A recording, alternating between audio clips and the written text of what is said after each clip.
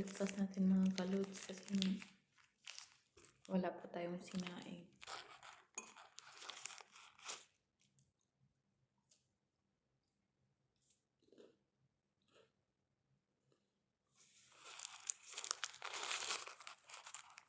Alam mo mga kalods, nasad ako kasi nga sabi ng asawa ko daw sa Pinas mag-run out ng 3 months.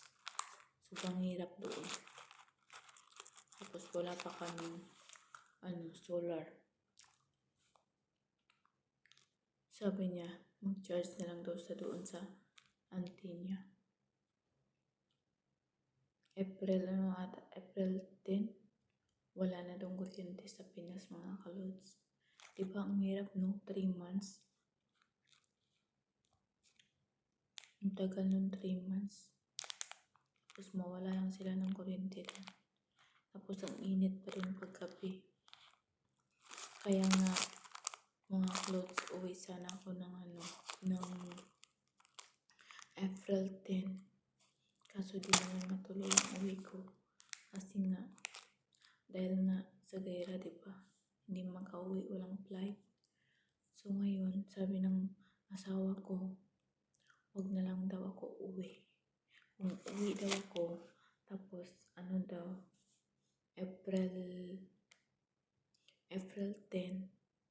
April 10 walang kuryente doon. Sobrang hirap daw.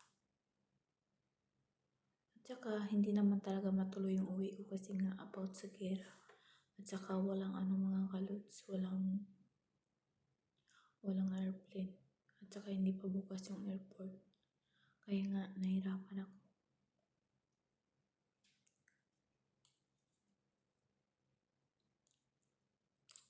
Kaya nga naawa din ako sa asawa ko kasi nga wala siyang kuryente doon sa boarding house na yun.